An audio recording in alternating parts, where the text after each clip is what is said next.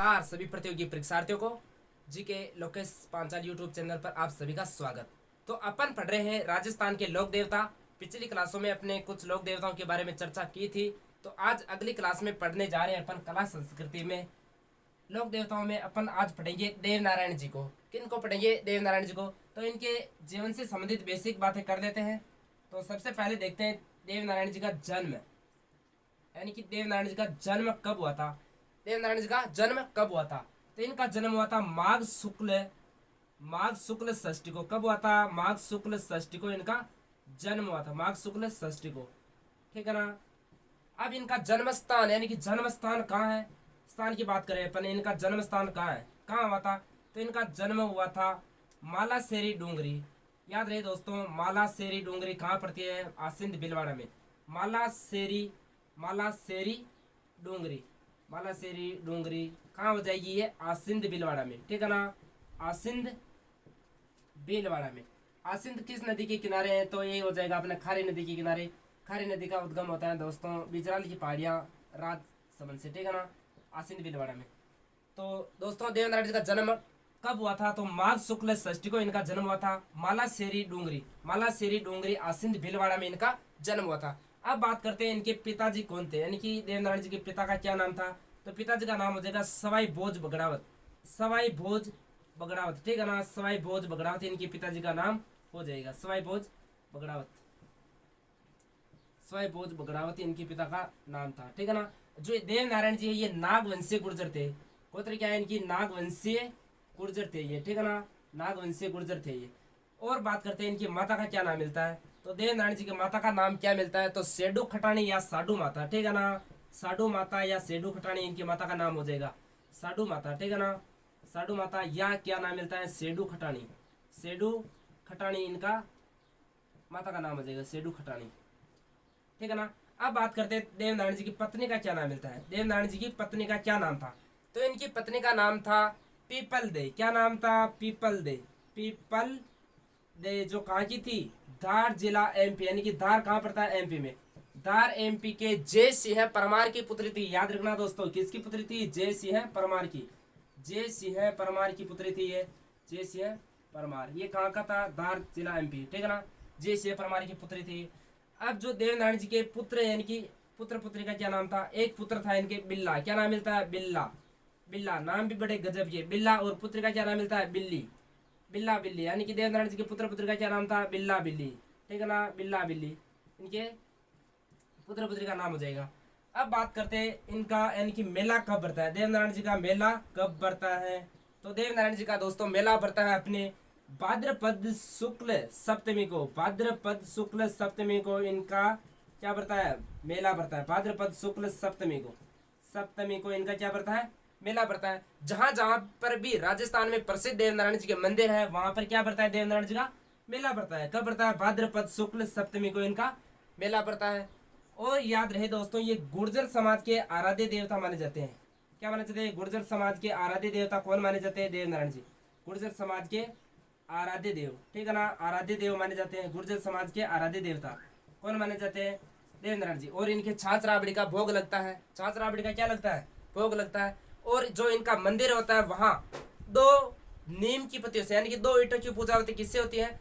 देव नारायण जी के मंदिर में नीम की पत्तियों से 2 ईंटों की पूजा की जाती है। ठीक है ना, 2 ईंटों की पूजा की जाती है। और देखते हैं दोस्तों इनके उपनाम क्या क्या नाम थे। उपनाम की अपन बात करें तो देव नारायण जी के उपनाम हो जाएगा एक तो गोरक्षक देवता। क्या हो जाएगा? गोरक्षक देवता।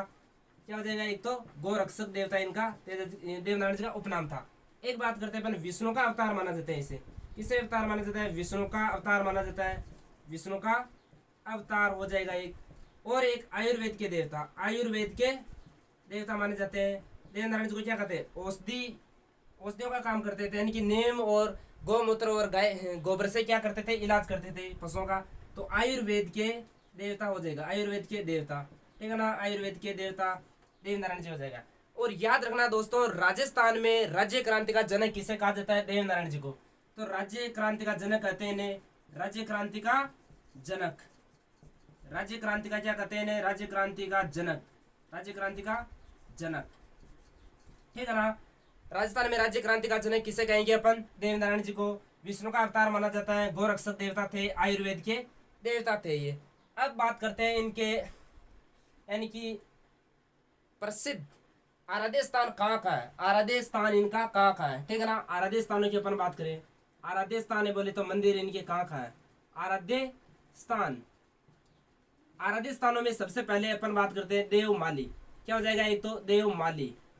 देवमाली की बात करें, ये कहाँ है, ब्यावर अजमेर में। कहाँ है ये, ब्यावर अजमेर के अंदर है, ठीक है ना। ब्यावर अजमेर में है ये स्थान, देवमाली अजमेर में। यहाँ क्या हुआ था, देवनारायण जी का निधन हुआ था। क्या हुआ था, देवनारायण जी का निधन हुआ था। देवमाली ब्यावर अजमेर में है, जहां पर क्या हुआ था, देवनारायण जी का निधन हुआ था। फिर बात करते हैं अपन, एक दूसरा स्थान है देवधाम। क्या नाम मिलता है, देवधाम। ये कहाँ है, देवधाम जोधपुरिया टोंक, जोधपुरिया देवधाम जोधपुरिया निवाई टोंक में, ठीक है ना। जोधपुरिया जोधपुरिया जो कहाँ है, निवाई टोंक में। निवाई टोंक में ये है मंदिर, निवाई टोंक, ठीक है ना। यहाँ देवनारायण जी का सबसे प्रसिद्ध मंदिर भी है। तो देवधाम। एक मिलता है देव डूंगरी। क्या हो जाएगा, देव डूंगरी। देव डूंगरी, देव डूंगरी दोस्तों कहाँ है, ये चित्तौड़गढ़ में अपने। कहाँ है, चित्तौड़गढ़, चित्तौड़गढ़ में। जो ये देव डूंगरी चित्तौड़गढ़ में है, इस मंदिर का निर्माण करवाया था अपने महाराणा सांगा के द्वारा। किसके द्वारा करवाया जाता निर्माण इसका, तो इसका निर्माण करवाया था अपने महाराणा सांगा के द्वारा, ठीक है ना। महाराणा सांगा के द्वारा इसका निर्माण करवाया जाता है। और याद रखना दोस्तों, महाराणा सांगा का यदि आराध्य देवता पूछ लिया जाए तो वो भी क्या हो जाएगा अपना, देवनारायण जी। यानी कि महाराणा सांगा के आराध्य देवता कौन थे, तो देवनारायण जी थे। देवनारायण जी के मंदिर का निर्माण चित्तौड़गढ़ में देव डूंगरी यानी कि किसने करवाया था, राणा सांगा के द्वारा इसका निर्माण करवाया जाता है।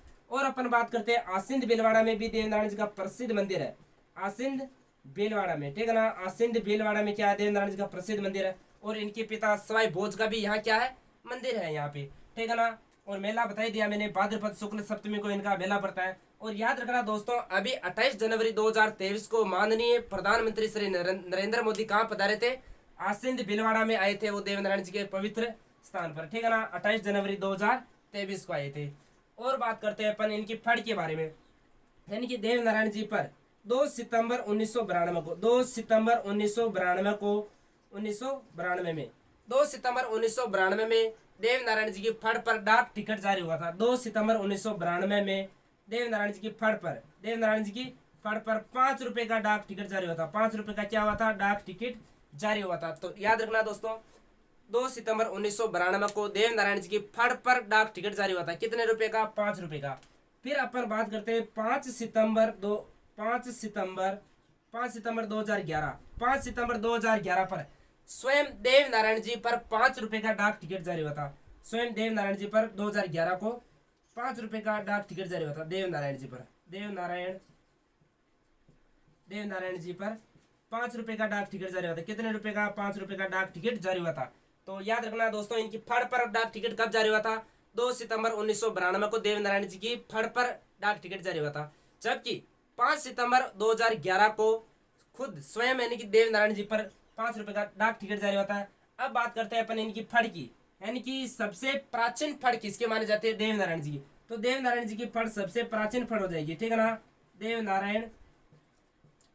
देवनारायण जी की फड़, देवनारायण जी की फड़ सबसे क्या हो जाएगी, सबसे प्राचीन फड़ हो जाएगी। सबसे प्राचीन क्या है, ये फड़ है। तो ये बात याद रखना, देवनारायण जी की जो फड़ है ये सबसे प्राचीन फड़ है। एक तो क्या है, सबसे प्राचीन फड़ है, और क्या है, ये सबसे देवनारायण जी की जो फड़ है सबसे लंबी फड़ है, ठीक है ना। सबसे लंबी फड़ है, सबसे लंबी फड़ हो जाएगी। देवनारायण जी की फड़ सबसे लंबी फड़ हो जाएगी। और एक और याद रखना, देवनारायण जी की सबसे लंबी है तो सबसे छोटी भी कौन सी फड़ हो जाएगी, देवनारायण जी की सबसे छोटी फड़, 2x2 है ना, सबसे छोटी फड़। तो फड़ से संबंधित क्या क्या बातें याद रखनी है आपको, देवनारायण जी की, यानी कि 2 सितंबर 1992 को देवनारायण जी की फड़ पर 5 रुपए का डाक टिकट जारी हुआ था। जबकि 5 सितंबर 2011 को स्वयं देवनारायण जी पर 5 रुपए का डाक टिकट जारी हुआ था। बात करते हैं इनकी फड़ का वाचन, यानी कि देवनारायण जी की फड़ का वाचन गुर्जर जाति के अविवाहित भोपों द्वारा किया जाता है। और किसके साथ किया जाता है, जंत्र वाद्य यंत्र के साथ किया जाता है। यानी कि जो देवनारायण जी की फड़ है इसका वाचन गुर्जर जाति के अविवाहित भोपों द्वारा, गुर्जर जाति के अविवाहित, ठीक है ना, अविवाहित भोपों द्वारा जंतर वाद्य यंत्र के साथ, ठीक है ना, किसके साथ, जंतर वाद्य यंत्र, जंत्र एक वाद्य यंत्र है, जंत्र वाद्य यंत्र के साथ इनकी फड़ का वाचन किया जाता है, ठीक है ना, जंत्र वाद्य यंत्र के साथ फड़ का वाचन किया जाता है, फड़ का वाचन किया जाता है, ठीक है ना। तो याद रखना, फड़ से संबंधित ये बातें याद रखनी है आपको। यदि फड़ विसर्जित हो जाए, फड़ यानी कि टूट जाती है, फट जाती है, फड़ होती क्या है, फड़ एक सिंपल कपड़ा होता है जिस पर देव नारायण जी के जीवन से संबंधित चित्र अंकित होते हैं। उनको जो भोपा होता है वो एक एक को बाँच बाँच कर, यानी कि फड़ को क्या कहता है, बाँचना, यानी कि पढ़ता पढ़ पढ़ कर क्या करता है, बाँचता है, यानी कि लोगों को सुनाता है। तो फड़ यदि वो ये हो जाती है तो पवित्र जलाशय में यानी कि पुष्कर में विसर्जित कर दी जाती है। तो देव नारायण जी के बारे में अपनी इतनी बातें तो पढ़ चुके हैं। अब बात करते हैं इनकी, देव नारायण जी के बारे में बता ही दिया था मैंने, तो ये आपने उतार लिया होगा। देव नारायण जी का जन्म माघ शुक्ल षष्ठी को हुआ था और इनका स्थान मालाशेरी डोंगरी आसिंद भीलवाड़ा में इनका जन्म होता है। अब बात करते हैं दोस्तों, यानी कि देव नारायण जी से संबंधित क्या कहानी मिलती है, देव नारायण जी से संबंधित क्या कहानी मिलती है। तो इनके पिता का क्या नाम था, सवाई भोज, क्या नाम था, सवाई भोज इनके पिता का नाम था।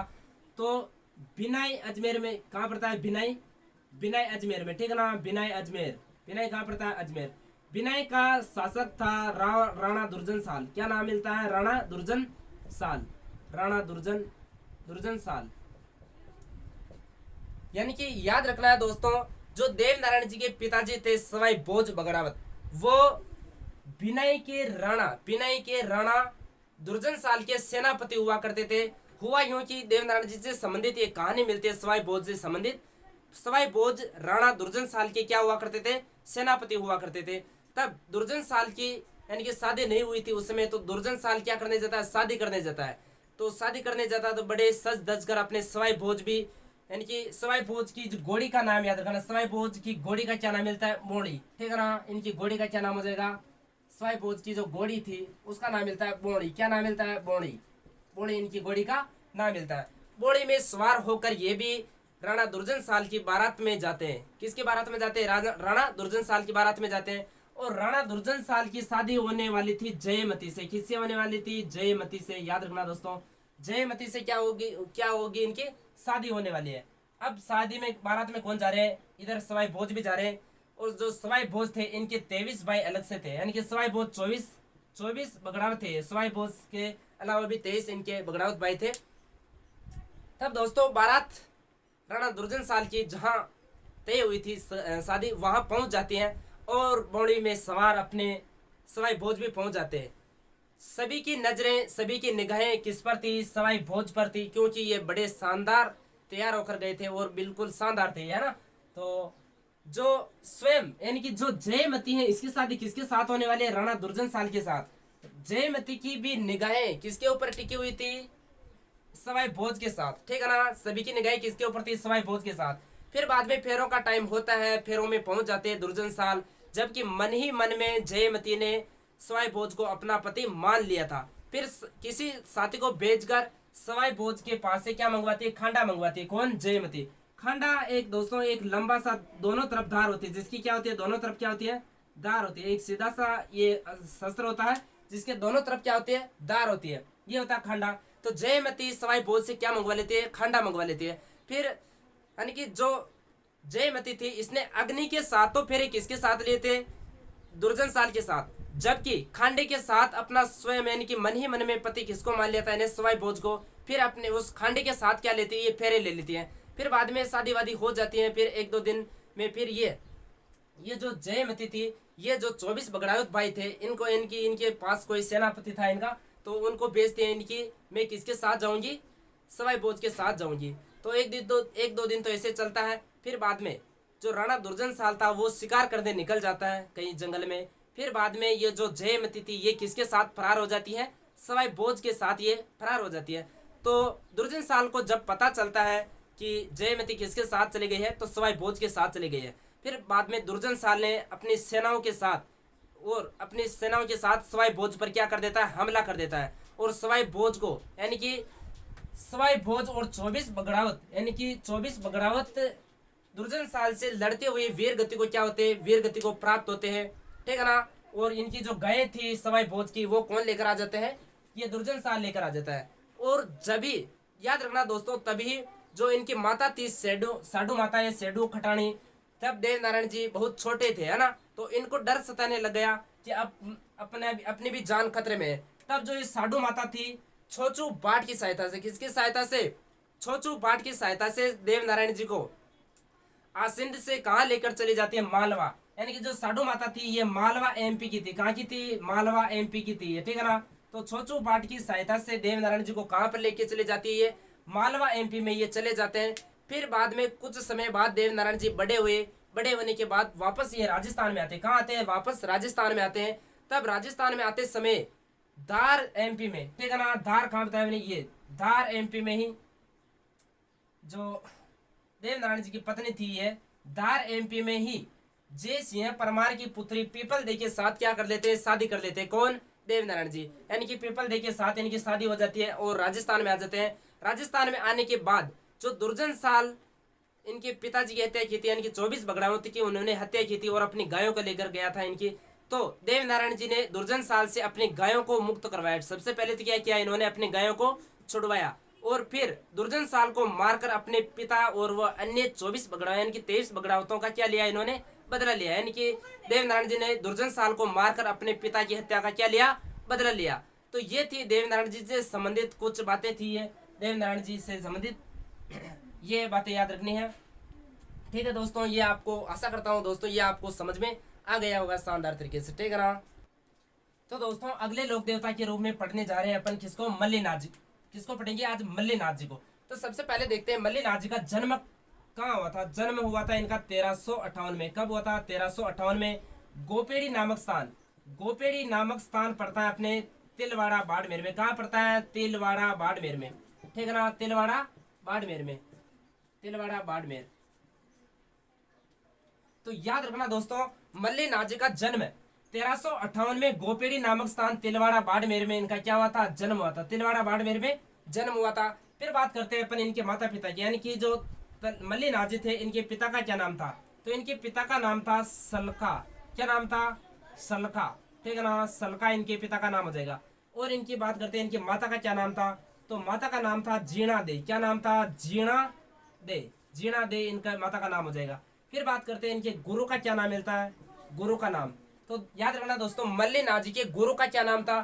तो मल्लीनाथ जी के गुरु का नाम हो जाएगा उगम सिंह भाटी। क्या नाम हो जाएगा, उगम सिंह भाटी। उगम सिंह भाटी इनके क्या हो जाएगा, गुरु का नाम हो जाएगा, ठीक है ना। उगम सिंह भाटी इनके गुरु का नाम था। फिर बात करते हैं इनकी पत्नी का क्या नाम मिलता है, यानी कि जो मल्लीनाथ जी थे इनकी पत्नी का क्या नाम मिलता है।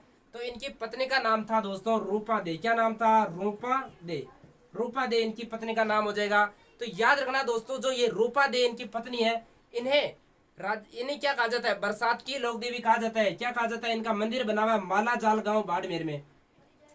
माला जाल गांव बाड़मेर में इनका मंदिर है, किनका, रूपा दे का। माला जाल गांव बाड़मेर यानी कि नाकोड़ा के पास में है, बाड़मेर में इनका मंदिर बना हुआ है, बाड़मेर में, ठीक है ना। इन्हें क्या कहा जाता है, बरसात की देवी कहा जाता है। बरसात की लोक देवी कहा जाता है। बरसात की लोक देवी किसे कहा जाता है, रूपा दे को, ठीक है ना। याद रखना दोस्तों। तो इनकी पत्नी का नाम हो जाएगा रूपा दे, जिनका मंदिर बना हुआ है माला जाल गांव बाड़मेर में। इन्हें क्या कहा जाता है, बरसात की लोक देवी कहा जाता है, किसे, रूपा दे को। फिर बात करते हैं दोस्तों मल्लीनाथ जी का मेला कब पड़ता है। इनका मेला कब पड़ता है। तो इनका मेला पड़ता है अपने चैत्र माह में, चैत्र कृष्ण पक्ष की एकादशी यानी कि 11 से, है ना, एकादशी से लेकर चैत्र कृष्ण एकादशी से लेकर चैत्र शुक्ल एकादशी तक, चैत्र शुक्ल एकादशी तक क्या पड़ता है, इनका मेला पड़ता है, चैत्र शुक्ल एकादशी। तो याद रखना दोस्तों इनका मेला बहुत लंबा चलता है। तो मेला चैत्र कृष्ण एकादशी से चैत्र शुक्ल एकादशी तक क्या पड़ता है, इनका मेला पड़ता है। और याद रखना गोपेड़ी तिलवाड़ा यानी कि इनका मेला कहाँ पड़ता है, तिलवाड़ा बाड़मेर में पड़ता है। मेला कहाँ पड़ता है, तिलवाड़ा बाड़मेर में इनका मेला पड़ता है। तो याद रखना दोस्तों मल्लीनाथ जी के घोड़े का क्या नाम था, यानी कि इनके घोड़ा का क्या नाम था। इनका घोड़ा था गंगा जल। क्या नाम मिलता है, गंगा जल, गंगा जल इनके घोड़े का नाम था, ठीक है ना। अब बात करते हैं दोस्तों जो ये मल्लीनाथ जी ये माहिचा राजपूतों के देवता है, ठीक है ना। माहिचा एक गोत्र होती है, माहेचा राजपूतों के क्या है, ये माहेचा राजपूतों के देवता है, माहेचा राजपूतों के आराध्य देवता, आराध्य आराध्य देवता, ठीक है ना। मल्लीनाथ जी महेचा राजपूत होते हैं, उनके क्या लगते हैं, उनकी क्या है ये आराध्य देवता है। तो मल्लीनाथ जी ने, ठीक है ना दोस्तों, याद रखना दोस्तों, मल्लीनाथ जी ने, मल्लीनाथ जी ने, मल्लीनाथ जी ने फिरोज शाह तुगलक व निजामुद्दीन को युद्ध में हराया था। किस किस को? फिरोज शाह तुगलक व निजामुद्दीन को युद्ध में क्या कराया था, इन्हें हराया था। यानी कि एक तो फिरोज शाह तुगलक, फिरोज शाह तुगलक व निजामुद्दीन, निजामुद्दीन, फिरोज शाह तुगलक व निजामुद्दीन को युद्ध में हराया था, ठीक है ना। तो याद रखना दोस्तों, दो बातें याद रखनी है। मल्लीनाथ जी ने फिरोज शाह तुगलक व निजामुद्दीन को युद्ध में हराया था इन्होंने। और याद रखना दोस्तों, 1399 में इन्होंने सभी मारवाड़ के जितने भी संत थे, यानी कि मारवाड़ के सभी संतों को एकत्रित करके हरि कीर्तन करवाया था। मारवाड़ के सभी संतों का क्या करवाया इन्होंने?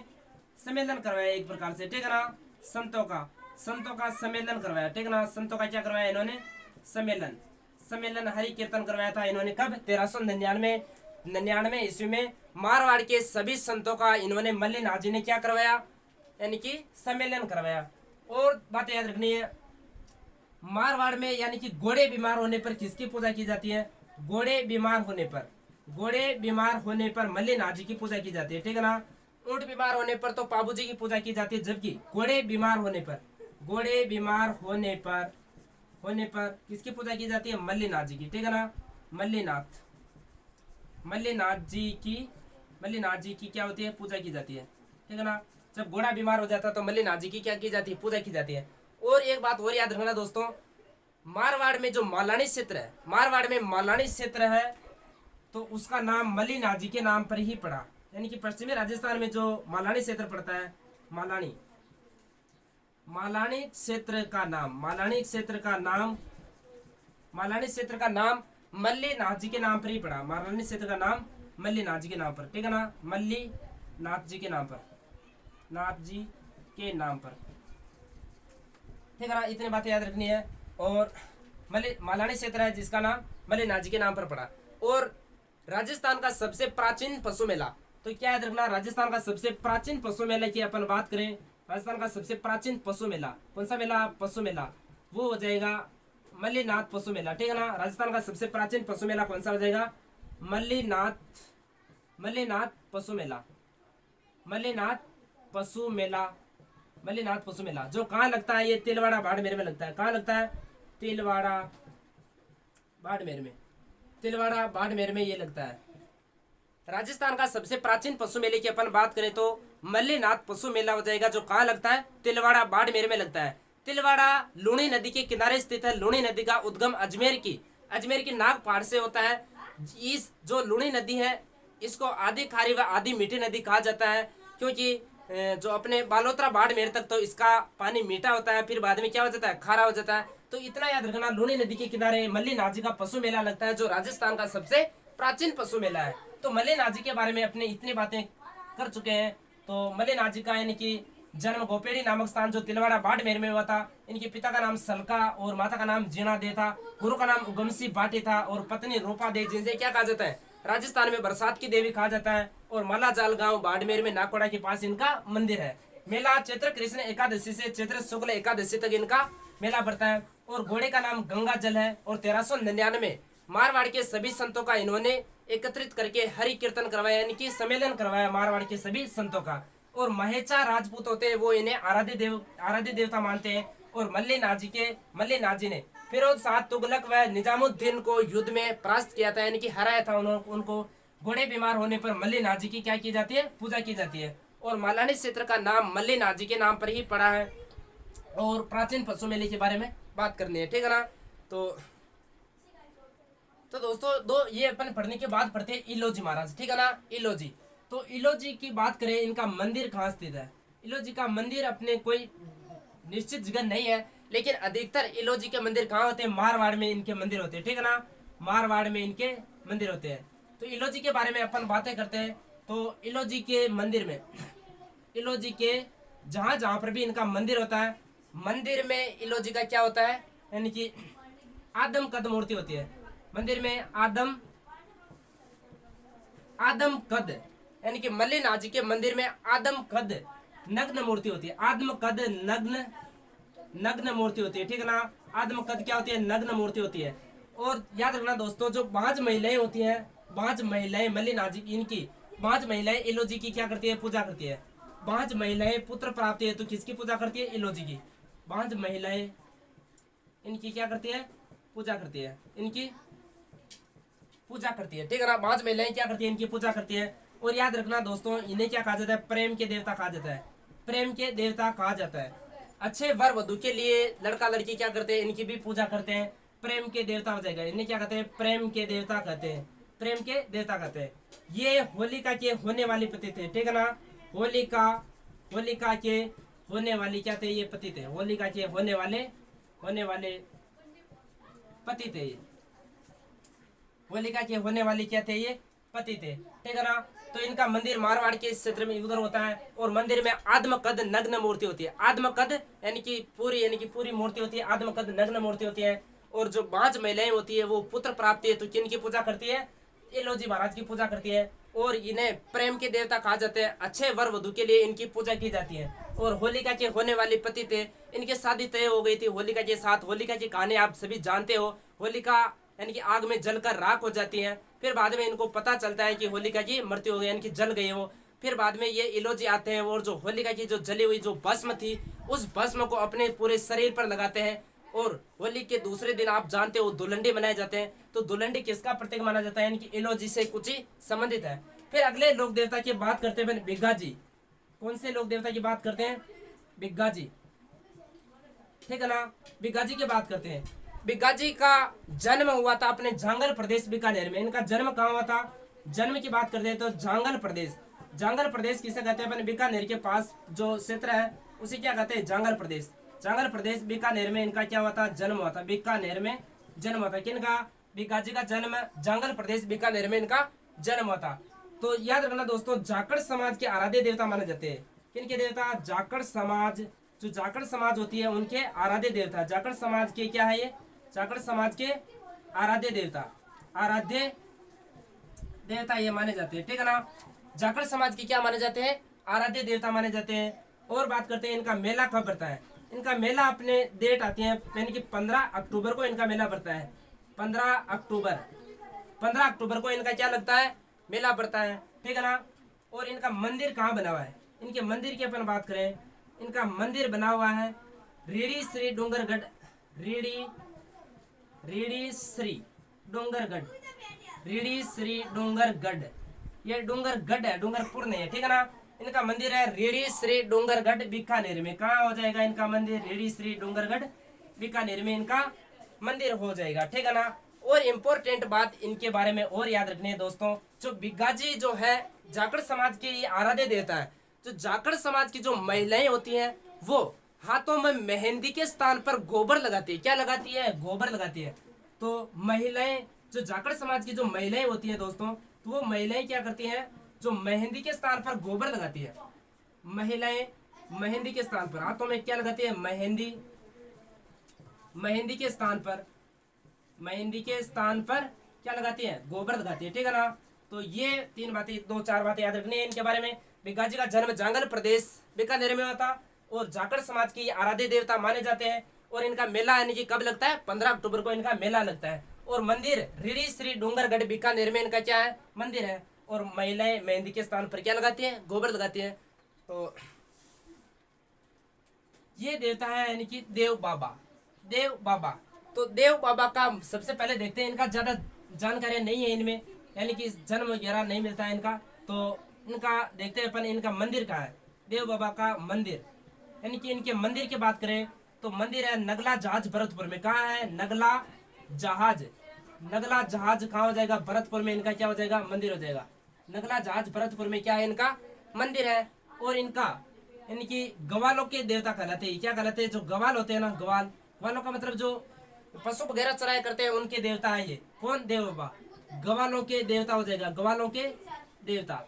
देव बाबा को क्या कहते हैं, ग्वालों के देवता नगला जाज, इनका भरतपुर में क्या है, इनका मंदिर है। और दोस्तों ग्वालों को भोजन कराने पर ये देवता यानी कि जो देव बाबा हैं वो क्या होते हैं, यानी कि खुश होते हैं। देव बाबा को यानी कि ग्वालों को भोजन कराने पर ये खुश होते हैं। तो इनका मेला कब लगता है, इनके मेले की बात करें अपन, जो देव बाबा है इनका मेला वर्ष में 2 बार पड़ता है। एक तो पड़ता है अपना भाद्रपद महीने में और चैत्र महीने में। भाद्रपद महीने में व चैत्र महीने में दोनों के दोनों मेले शुक्ल पक्ष यानी कि शुक्ल पक्ष की चतुर्थी को लगता है। कब लगता है, शुक्ल पक्ष की चतुर्थी को, चतुर्थी है ना।